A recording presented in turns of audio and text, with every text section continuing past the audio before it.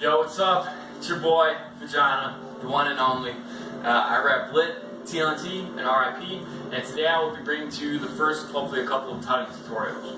In this video, I will specifically be focusing on the basics.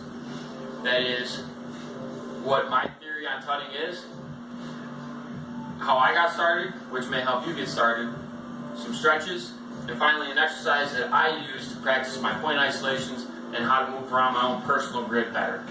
And I want to emphasize the word personal there because everyone is going to be different based on various hand, lower arm, upper arm lengths, shoulder width, shoulder and wrist flexibility. Everything comes into play with tutting, so don't get discouraged if you can't do something right off the bat. Just continue to work for it. So my theory on tutting is it's not only creating boxes with your hands, but also aligning your arms and hands on grid points and grid lines.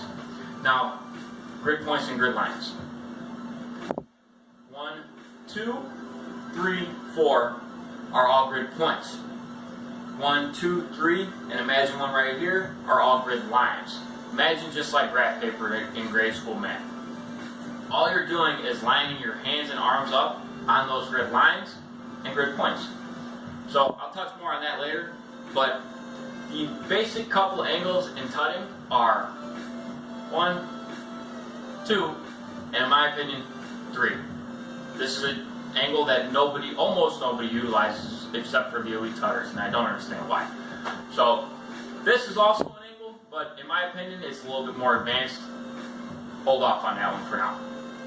So how I got started was I put my hands into this box, and I went boom, boom, and then I switched my hands, and I pulled my arms back in one at a time. And what that does is it creates the same box, but with your hands reversed.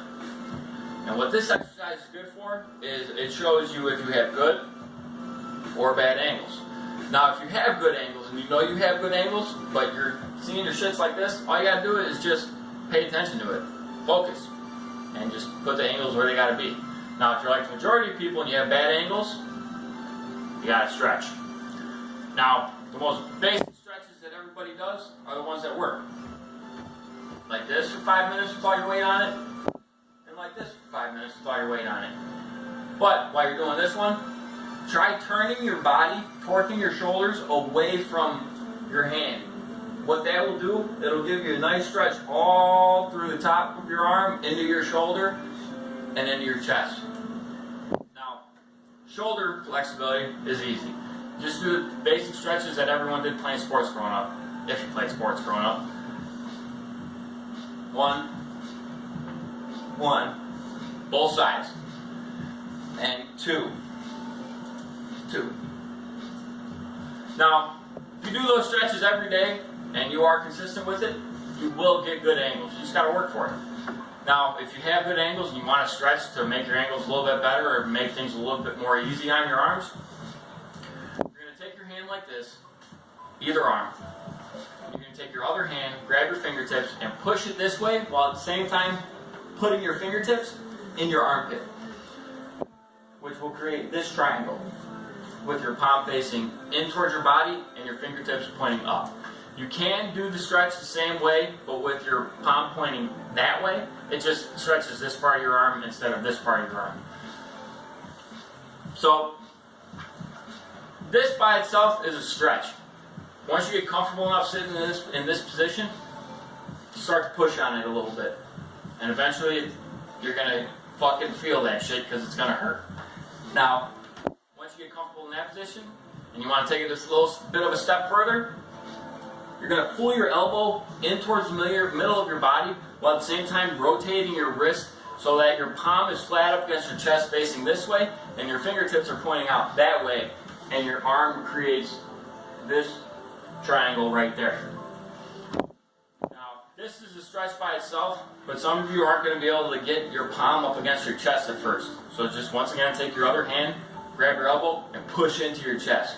And this one's going to hurt even worse than the first one, but you're going to do it anyway because you want good angles. So,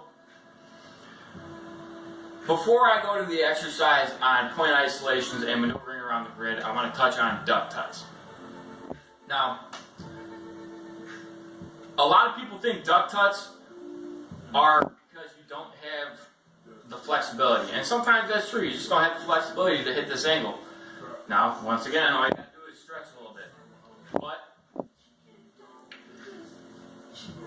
try this.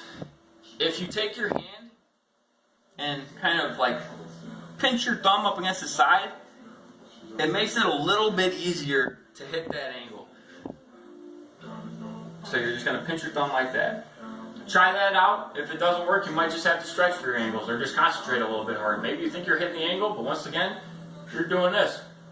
Just concentrate. Now, the point isolation exercise is just one arm tutting. It's as simple as that, just tutting with one arm. So the way you're gonna do it is you're gonna pick a starting position.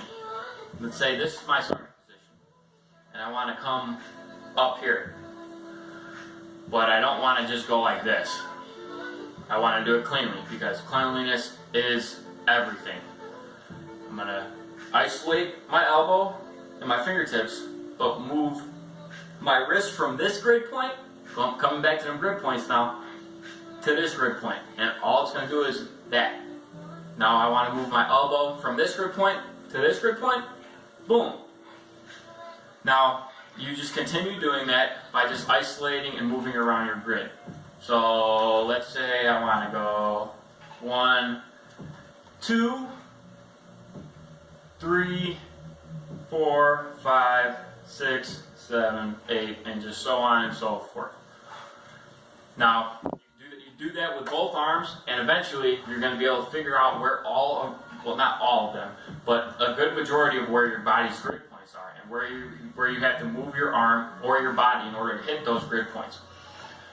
Once you have a good feel for it, that's when I feel like you can start throwing your other arm in to really start to build off. So like you have this grid point and this grid point, you can go 1, 2, 3, 4, and it's all, in my opinion, point isolation and paying attention to where those grid points and grid lines are. Now, I hope this helped. If you guys want, I can do another maybe intermediate tutorial touching on this angle and how I create new angles for myself and how I piece those angles into my show cleanly. Or if you guys have any other questions or anything, just let me know in the comment section. I hope you guys liked it. Happy cutting.